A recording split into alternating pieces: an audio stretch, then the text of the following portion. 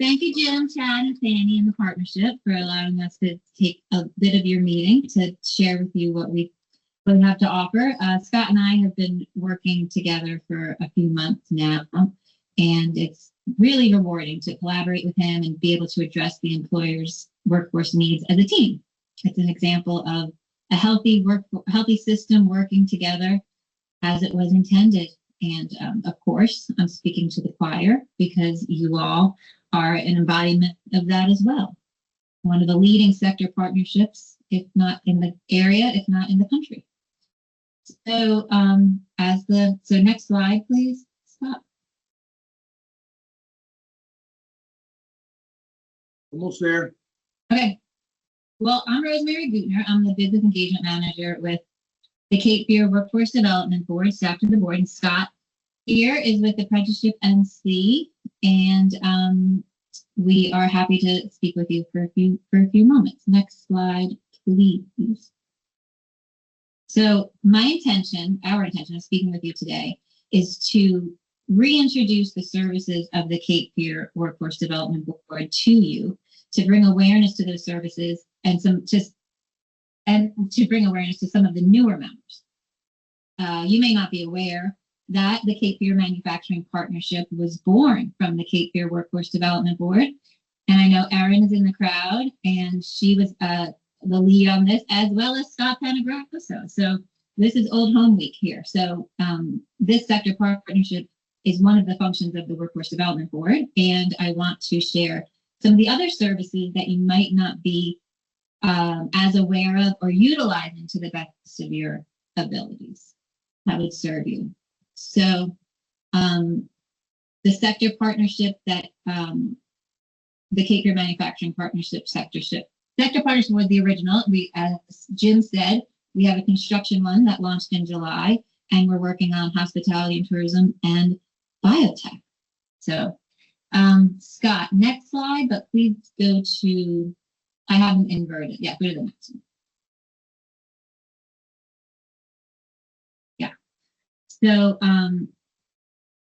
the Cape Fear Manufacturing, the Cape Fear Workforce Development Board is the nation's largest job board. It plugs into that. So when I look at the Cape Fear Manufacturing Partnership's website, there's a very valuable section on that website that has a section for employment.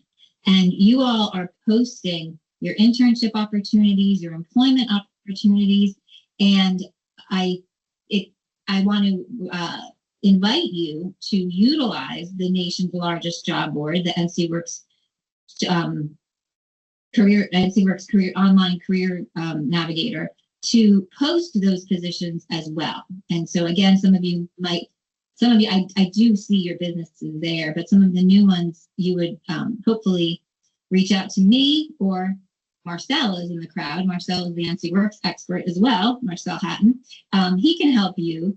Together, we work together to get your businesses entered into the system as employers, so that you can post your job opportunities. And we have career coaches in the career centers that can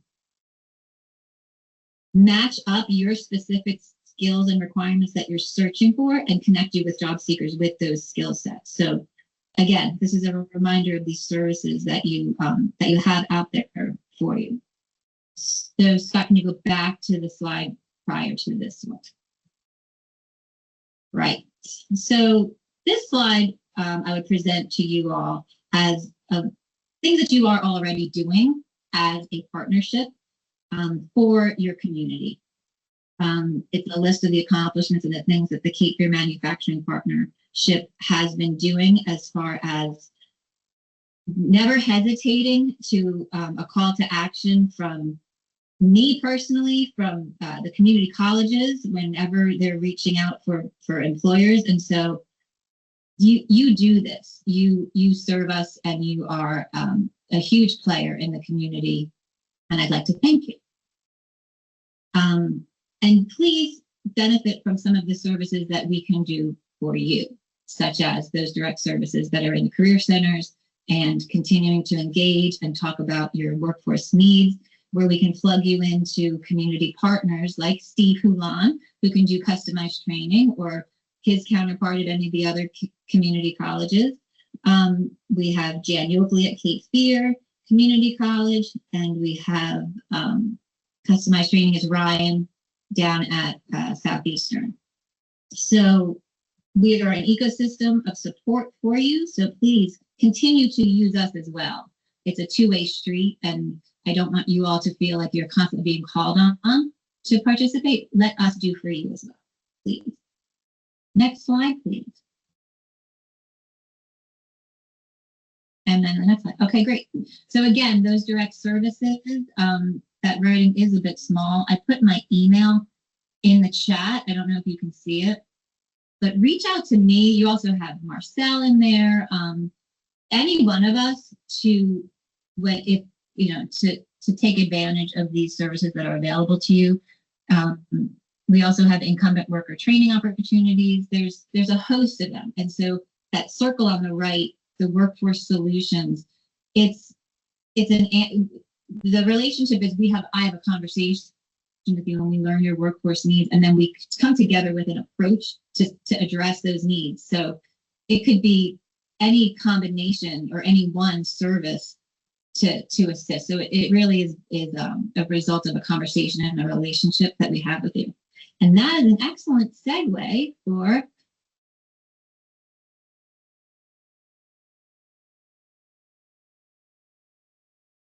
I guess that would be that I work with, obviously.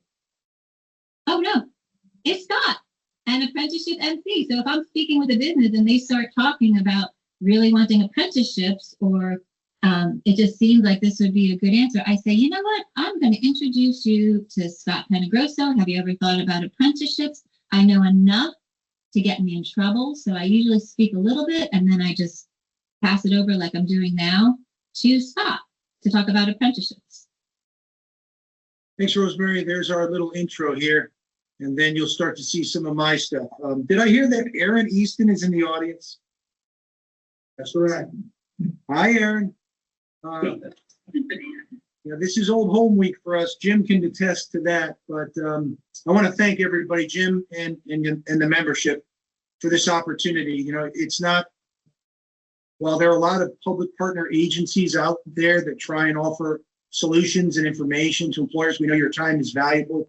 So we appreciate this brief opportunity to address you all and talk about some of the things that we hopefully at least make you aware of. And then if it's the right fit, help you make things happen. So today, we're going to talk a little bit about apprenticeships. And I know everybody's heard that word before, but we're going to talk a little bit more exactly what that means. I work with Apprenticeship NC. We are the state's apprenticeship agency on behalf of the U.S. Department of Labor.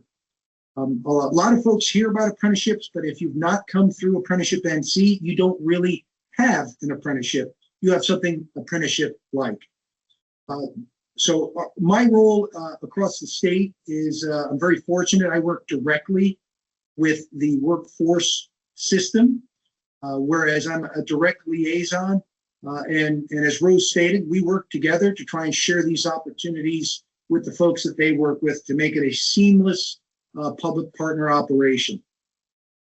So I want to just get into the details. We're not going to get too deep, but I want you all to understand what we're talking about.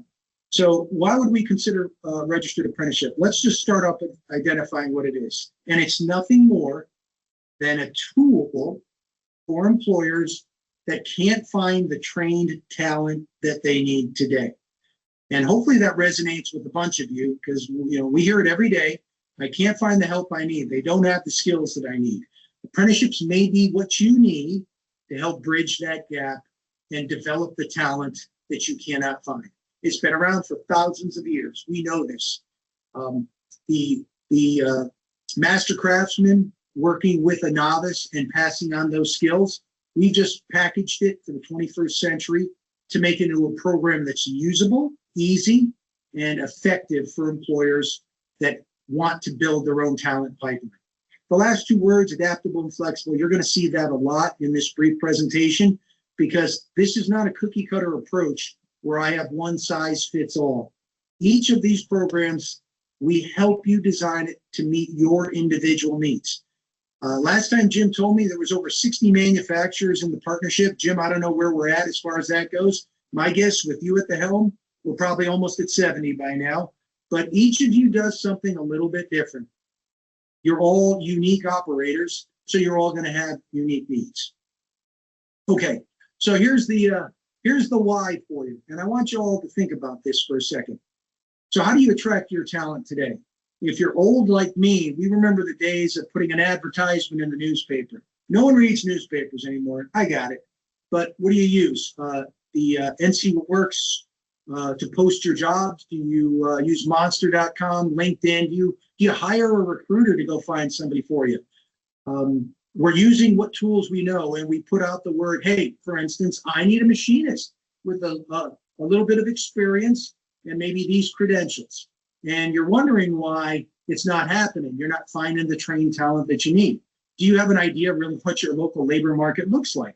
And newsflash, if you ever want to know actually that real information, you can go to Rosemary, and your NC Works Career Center staff can actually provide you with real-time local information on what's happening in your community. But that's just a sidebar note. But if you don't really know what's going on, I want to show you a nice little picture here of something that I drew up that really states the point. So here's my pie chart. You see that little red slice? That is the slice of machinists in, we'll just say, New Hanover County today. Not many that have those skills that are already employed probably. And how many manufacturing folks do we have in the audience today that would draw from that talent pool? A bunch. So you're all competing for that same slice of pie, which makes it very hard. What an apprenticeship program can do for you is change the equation. You now have a paradigm shift. Your small slice of the pie has now changed. Why? Because what's an apprenticeship program? It is a program that you design with our help that will meet somebody more than halfway. Let's face it, you're going to look for folks that meet your minimum qualifications because you're willing to work with them to mentor them in a program you design to create the perfect employee. When we change what we're looking for, the talent pool expands exponentially. You now have a lot more folks to work with. Therefore, you can pick the right candidates. All right, what are the components to a registered apprenticeship program? This is going to really blow you away because, as you would expect, we need you. I mean, it's your program, it's your opportunity to create talent. Without you, this doesn't work. But once we have an employer that says, hey, I'm ready to do this, apprenticeships are easy. There's only 3 components that go into a registered apprenticeship program. Number 1, on-the-job training. What do you want that apprentice to do when they show up at the work site every day? Now, don't panic, thinking, how am I supposed to create something, a list of things? I don't know what I'm going to write down. That sounds like too much work. I got you covered. And we'll talk about that in just a moment. But we'll look at the big 3. What's the second component? Related instruction. What is that? That's the formal education that you select that will help complement the on-the-job learning that you have outlined for that apprentice to learn. And number 3, wages. Apprentices get hired on day 1. Now you're probably thinking, why would I want to hire somebody if they're not trained? That's a great question. Well, hey, you're not paying them a fully trained wage. The way it works with Department of Labor apprenticeship programs is you're going to pay them a fractional wage, and we'll talk about that in a moment. Those are the 3 components that go into every registered apprenticeship program. Let's go one step lower. Every apprentice that completes their program earns 2 industry-recognized credentials. They get a U.S. Department of Labor Journey Worker credential and a State of North Carolina credential. That's just the minimum. You can build into your own individual programs additional industry-recognized credentials if you feel they're valuable to you to make sure your employee knows the skills and has the training that you need. All right, let's go a little bit deeper because I want you to just see how easy it is when I tell you. Let's go to that structured on the job component. the first of the three. That's basically what your apprentice is going to do on the job. So really, what does that mean? I want to show you that in my example of a machinist, every apprenticeable occupation identified by the Department of Labor comes with a suggested competency list. And I've taken a snapshot of one for a machinist for you to look at. So what is this list? This list is an example of what a machinist would do in the United States today across the country. It's a generic list that we give you. If you say, whoa, I have no idea what I want to do, got you covered. Here's an example. And this is not what you have to use verbatim. This is yours to edit, to modify, to make it unique to your organization, because everybody in that room is different. While you all may manufacture something, we know you are manufacturing different things, different ways, focusing on different things. So we give you the tool to design your own training outline that fits your needs. So let's talk about the second component, that related instruction. That's that formal education that you feel will be needed to complement that on-the-job learning. So what's that all about? Well, I always go right to our North Carolina community colleges. We have 58 located across the state. You have some exceptional colleges right in your backyard. And 9 out of 10 times, they will have exactly what you need because they tailor their curriculum for their community. And a great place to start, accessible and affordable. But what happens if that's not what you need? The good news is you have the ability to tell us what your education is going to be. Maybe you are so unique and proprietary, you have to provide that education yourself. Guess what? That's perfectly fine. Maybe you need a third-party vendor because you just have to rely on an outside source because we don't have that. Not a problem. You can mix and match. When I said adaptable and flexible, I meant that. We give you the opportunity to choose the training you need to make your program work. Let's talk about that third component. That's that wage scale that I mentioned. We pay our apprentices when they come on board. You hire them on day one, but you're not paying a fully trained wage because they're not fully trained. The way it works is simply this. In my example of a machinist, let's say in New Hanover County today, you're going to hire a machinist that's ready to work today. So we'll say the going labor rate in that area would be, maybe you pay $22 an hour. That's what a machinist would be paid that has the basic skills. According to our requirements, you must start that apprentice at least at 50% of that fully trained wage. So in my example, $22 to start, you would have to pay them at least $11 an hour to start. Now, I would always caution the employers I work with, know your labor market. Because if you're going to say, great, I can hire a new worker and work on them, and I'm only going to pay them $11, I'd ask you, what does Chick-fil-A pay in your area? If they're paying $13 an hour to start and they get that free chicken sandwich, you may have some tough competition to get somebody to start working for you. So just be aware of what your local labor market has, and then you work it accordingly. But we require you to build what we call a progressive wage scale, because as your apprentice goes through your program, especially if it's multi-year, we ask you to build in wage increases, because as they stay on the job and work with you, they're gaining more skills, earning credentials possibly, and they're more valuable. So they should be paid a little bit more. So your program literally comes fully established with all the components laid out. So when your apprentice candidate comes on board, they know exactly what they're getting into, and all your expectations are clear, black and white. No surprises for anybody. So this is an awful slide because you can't see anything, at least on my end. I sure hope that you can see it on yours. Can anybody read that language? No. Not at all. Well, there's a bunch of mumbo jumbo in there. I want to focus on the third bullet, because that is the most important to all of you. And it's very simple. Our data shows us apprentices stay with their employers much longer than the employee off the street. In fact, the retention rate, national retention rate for apprentices is 90% of graduates stay with their employer for the first 5 years. Why is that significant? Who among you has hired talent and they leave you 4 or 5 months later?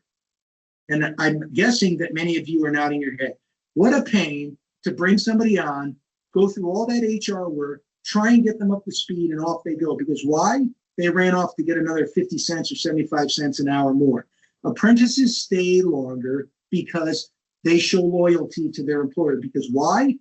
They had minimal skills that you said when they came on board. You brought them on board and gave them a chance. Not only that, you provided them a mentor. You made them part of the team on day one. There's a sense of team building in there that equates to loyalty and retention. How valuable is that? When you bring that new employee off the street, you got to break them of all these bad habits. Your apprentice comes with the right habits because you gave them to the apprentice. You instilled them every day you had them at the shop. Apprentices also make more money over the lifetime of their careers. That's data that we've got as well. So that's just a nice sales pitch to the individual if they're considering it is a good deal. All right, I want to just briefly mention youth because while we know talent is hard to find and you're always looking for it, do you know that tomorrow's talent is sitting right in our high schools today? We graduate over 120,000 high school seniors every year out of our public schools. So let's just triple that, sophomore, junior, senior. So there's what, 350,000 work-eligible individuals? Now you're probably thinking, wait a second, I can't take anybody under 18. Guess what? With a registered apprenticeship program, when you're looking to get that labor work certificate for an under 18-year-old, apprenticeships allow you to bring on board talent that would otherwise be restricted because they're on the detrimental occupations list. Yes, it still may be an issue for some of you with your insurance, but I would bet you if you talk to your insurer, you'd find ways around that. And students that come to you in a viable apprenticeship program, or what we call pre-apprenticeship, which we're not going to talk about today, but it's out there. When they come to you from our school system, they come with the school's liability insurance attached. But the bottom line is what I'm saying is we have the ability to attract talent, and you can test drive that talent early. And there's a bonus. In North Carolina, any high school youth that gets involved in anything apprenticeship before they leave high school will be qualified for the state's youth tuition waiver. What is that? That is a waiver for all the tuition expenses for the related instruction that you've identified that comes from our community colleges that is written into your program. So just say, in our machinist example, that you have created a program where you want that student, or I should say apprentice, to earn an associate degree in machining. And I can't tell you exactly what that looks like at Cape Fear, because Aaron would be able to tell me that, but we'll just say it's an associate degree in machining. If that student qualified for the youth tuition waiver, that tuition would be free for that associate degree. Pretty powerful and a great recruiting tool to bring up some of this new talent. Hey, they want to go to college, we got you covered. And not only that, it's going to be paid for all the tuition. That is what I've got for you, try and give it down and dirty. If you pull out your phone and you scan that QR code, no, it's not going to give me a link to your bank account. It's going to give you a link to Apprenticeship NC, a lot of our tools and resources and information. For all the things that I just blasted you with, that you're probably still scratching your head, it'll be a great refresher for you to look at. And you can obviously always get me. I'm going to stop sharing and give you the few moments, if you'd like, to ask questions of myself or Rosemary. So I'll stand by. Anybody have any questions? Scott, do you have anybody in this area that's taking advantage of these programs that maybe we could get some testimonials from, or some people that could speak more from the business end of things? I can tell you right now that Cape Fear, 9 out of 10 of our registered apprenticeship sponsors are employers, but we have a growing opportunity here. A lot of our community colleges sponsor programs on behalf of employers that work in their region. Cape Fear is a very large apprenticeship sponsor. Southeastern is there. Brunswick Community College, I'm sure, might be in the audience. They are also sponsors of programs in their area for employers. I would venture to say that we could probably get some specific names right now from Aaron. I don't mean to put you on the spot, but I could easily provide you with that information, Jim, if that was something that you wanted more. I don't have that at my fingertips, but I could easily get it, and I would be happy to share. I'm going to ask this kind of for a selfish reason. My company up in New York, they were skeptical of the whole apprenticeship thing. When I first came down here, I wasn't well, but I've spoken to a few people, and some of the points that I've heard and some of the things that I've learned over the last year or so regarding this has kind of made me a convert and something that I really want to pursue. And from a sales point of view, it would be helpful for me to present this to my company. Easily, Jim. But thank you. Yeah, But I want to make something very clear. Apprenticeship programs happens when employers want to get on board. You sign an agreement, you don't sign a contract. And the agreement really talks about basic things like you're not going to harass your apprentices, you're going to keep them safe, you're going to train them with trained individuals. But here's the catch. You decide who you want in your program. And if you decide you have a program and a month from now, you don't want to do this any longer, you just say, I don't want to do it any longer, and it's done. This is a program designed by employers for employers that lasts as long as they want it to last. If you find it effective, we want you to keep using it because it's a great tool. But if you don't and you want to end your participation, it's just as easy as that. So it's completely adaptable to every employer's basic needs, and it ends when you want it to end. Scott, it's Brian Braywood from Omeka. What's the typical cost, if there is any, to the employer to your organization, or to register, for the cost to, in finger quotes, register an apprenticeship program? Outside of the cost of the education, if you have to pay for that, and the wages, I'm not like that's a no. What's the rest of it? Are you sitting, Brian? My tax dollars? No. Are you sitting? Yes. It costs you nothing. I'm So free. it's tax. It's tax. Okay. I'm free. What your cost? That's clear. Here's your skin in the game, Brian. Here's your skin in the game. Number one, you're hiring somebody that's not fully trained or has a minimum level of training. That's a number one, but you're not paying them the full wage. Number two, you have to dedicate somebody or some bodies to help mentor them. You probably do that on the job anyways with new employees anyways. You just now are formalizing that. And number three, paperwork. We require you to maintain that competency checklist. It's your training record. It makes sense. That's really the big skin in the game that an employer has to deal with. Think of it this way. It's not my program. It's your program. We're just helping you design it. It is your desire to be a progressive employer that says, I'm going to take control of my workforce and I'm going to design what I want. You'll always have that I need an immediate person. You're going to advertise for that immediate trained talent. But some employers say, hey, I'm thinking long term and I'm going to develop my own talent. I don't want to deal with other folks in the retraining. I'm going to develop my own talent. And you can do both side by side. So the costs are there, but they're minimal. And it's really an investment in your workforce. Jim, we can give you some great examples. There's an electrical partnership similar to this that the KPR is involved with that has about 60 members or so. And they've been working with Apprenticeship NC and us for several years. And currently they have 125 plus apprentices working for them. So you're really seeing the benefit of using this model. So we can give you in touch with one of them if you'd like to learn about it. yeah, like that. Thank you. Sure. Do we have any other questions for Scott or Rosemary? How do you find that student?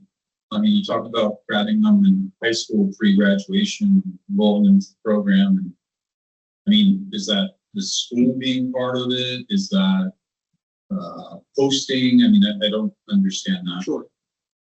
Yeah.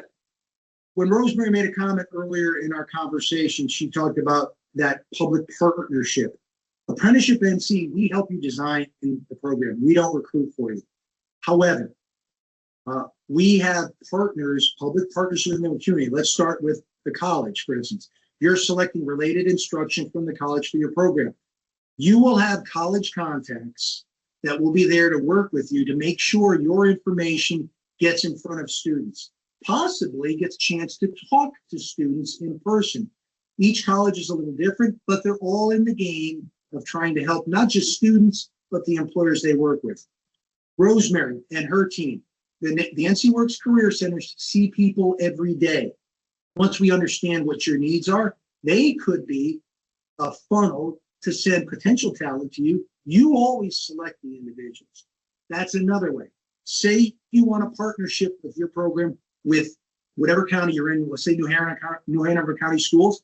We connect you with the key staff, the CTE directors, the Career Technical Education Director, the Career Development Coordinators, those folks that get paid at the school to engage employers in their region. They have a requirement to make sure that they expose their students to opportunities of what the working world is going to look like. Everybody's in this business together. So when you buy in, you see this as a value, we connect you to the other key members in your community to give you those sources of talent. And that's kind of how it works together. That's an effective workforce system.